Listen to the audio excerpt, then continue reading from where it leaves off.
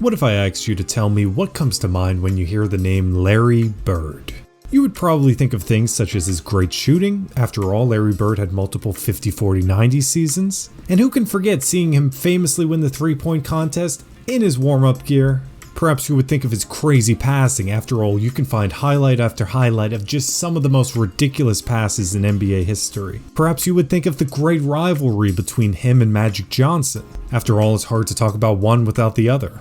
Or you could think of individual moments such as Larry Bird hitting game winners, or playing a game with only his left hand. All of these are great Larry Bird things. However, what many fans probably don't think about is Larry Bird's defense. After all, the terms Larry Bird and defense aren't commonly associated. Because Larry Bird was unathletic, surely he couldn't play defense properly. And the more and more I consume NBA discourse, a very commonly held opinion today is that Larry Bird was not a great defender. But what if I were to tell you that this is something NBA fans get totally wrong about Larry Bird? And as time goes by, more and more people just assume he was a bad defender. Or at the very least, not very good. And I get it, you look at Larry Bird, you don't particularly see the most athletic specimen ever.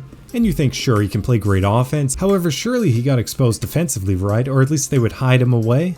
Well, that is precisely what I used to believe about Larry Bird, and what I find many people in the NBA community still believe to this day. It's hard to have a debate ranking players all time without someone knocking Larry Bird because they assumed he was a bad defensive player because he was unathletic. However, the more and more I dug into the facts, the more I realized how truly incorrect this idea was. Larry Bird was actually a very good to great defender. Now, I never got to watch Larry Bird play live, as his career was well before my lifetime, but I also think I can share a unique perspective because I changed my perception around Larry Bird as I watched more highlights and as I dug into the numbers. But before I get into the major reasons why Larry Bird was actually a very good defender, first I want to confront what I believe is the biggest reason people undervalue his defense, which is the fact that Larry Bird is seen as unathletic. Now, admittedly, Larry Bird wasn't one of the best athletes in the league, but he also wasn't as unathletic as people made it out to seem. And when I really started to watch more Larry Bird highlights, I realized he was a lot quicker and more athletic than people claimed. And I believe that this quote by Dave Cowens, who played with Bird early in his career, perfectly sums it up. People always say he wasn't fast, but Bird was quick. He had a great first step and could get by people. And he could handle the ball with that first step. He had a quick mind and a quick release. There wasn't anything that he did not do well. He was a really tough cover for the other team. And when you really look at Larry Bird highlights, especially in the earlier part of his career, you can see him sprinting up and down the court with some of the best athletes. There are other great moments, such as him famously dunking on Dennis Rodman. I think a major part of the reason people undervalue his athleticism is the way he looked in the last few seasons of his career, where Larry Bird famously had a lot of back issues. We are often heavily influenced by the most recent things we see of players, which in turn I think has led people to undervaluing his athleticism and by extension his defense even more.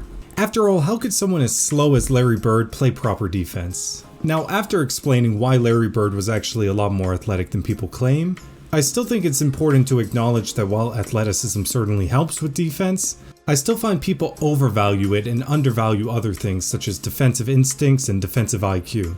However, Larry Bird had great awareness and instincts on the defensive end, so he was a strong team defender, and he was also athletic enough with great instincts to play some pretty good individual defense. Not to mention, Larry Bird was pretty good at using his 6'10" height to at least bother the offensive players. But something I feel which has been lost with time is that Larry Bird was actually named to the All-Defensive second team 3 times before injuries slowed him down towards the end of his career. So he must have been acknowledged as a pretty good defender to make these all-defensive teams multiple times. Now I get it, awards aren't everything, but they can reflect the media and fans' perception around the player. So it's very hard to believe that if the NBA media at the time thought he was a good defender, that somehow he was just tricking everyone. In addition to the media at the time awarding him these all-defensive team selections, the advanced stats strongly support the idea that Larry Bird was a good defender. Now, I understand that advanced stats shouldn't be the only thing you look at, but I also think that they can at least provide more context and more information to use alongside accolades and the eye test. Furthermore, advanced stats can provide a better picture than simply going off of points, rebounds, and assists, because the advanced stats have ways of accounting for other factors such as changes in pace, depending on the era you played in. And looking at Larry Bird's advanced defensive stats, they are all very good to great.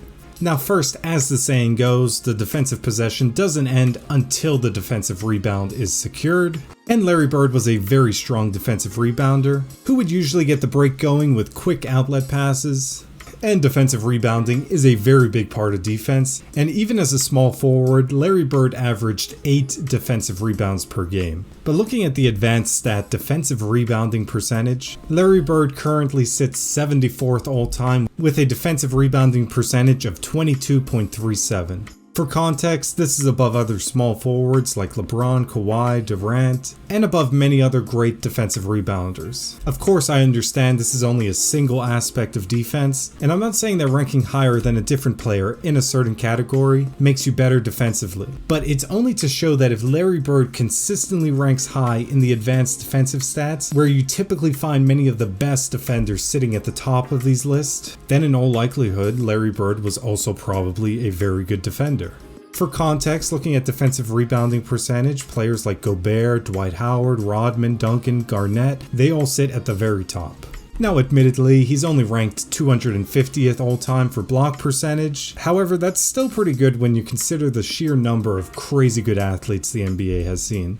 And block percentage will skew more towards the power forwards and the centers. So for context, Michael Jordan ranks 217th, while Kawhi Leonard ranks 194th and LeBron is 191. Moving on to a different category, Larry Bird ranks a little higher in steal percentage, finishing 133rd on the all-time list with a 2.16 career steal percentage. Now, even looking at the basic stats, Larry Bird was great at getting steals and would average 1.7 steals for his entire career, because after all, Bird's most famous defensive play was the steal in Game 5 of the 1987 Conference Finals, and while Larry Bird was not John Stockton when it came to steals, his instincts and feel for the game made him a threat to get tons of steals.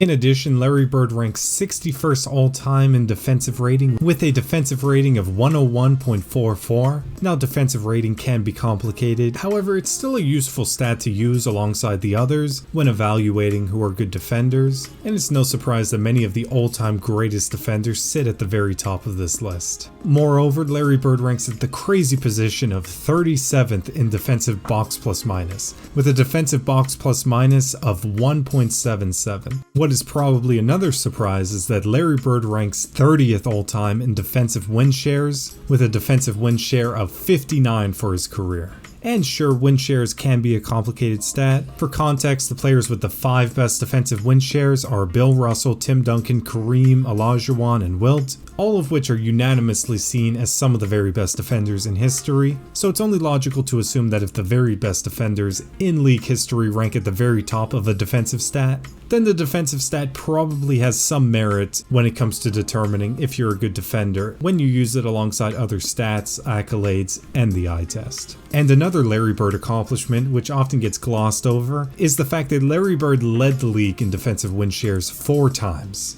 Admittedly, while advanced stats are a way of adding more clarity, they do have some limits and should be used in addition to other things. Perhaps you really don't care about advanced stats and really rely on the eye test. I suppose the tricky thing about the eye test is that everyone has different opinions on what passes the eye test for them, but from everything I watched, I truly believe Bird passes the eye test. From watching highlights of him playing games, in the playoffs, in the regular season, he's athletic enough and moves well enough laterally to play good individual defense, but once you add in his phenomenal instincts, I think it would surprise a lot of people how great he is with anticipation, and how this helps him rack up the steals and secure a ton of defensive rebounds. Not to mention he was great at using his height to at least bother offensive players with good contest. Keep in mind he is 6'10", and you might still say, well, you didn't watch him live, so how can you really tell? Some YouTube highlights will never paint a proper picture. And to that I would answer, well, the media covering the league at the time must have thought he was a good defender because he got multiple All-NBA defensive team selections. And even if you say, well, these selections alone don't prove he was a good defender, these used in conjunction with great defensive stats are a pretty good indicator that he was a very good defender.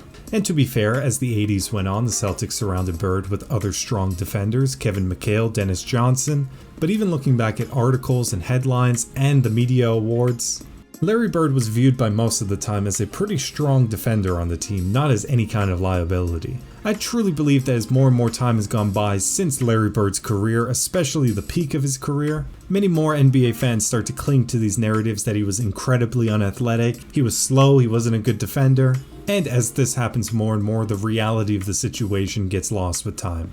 All of this is to say Larry Bird was a very good to great defender, and I believe that his defensive accolades, the advanced defensive stats, and the eye test all back this up.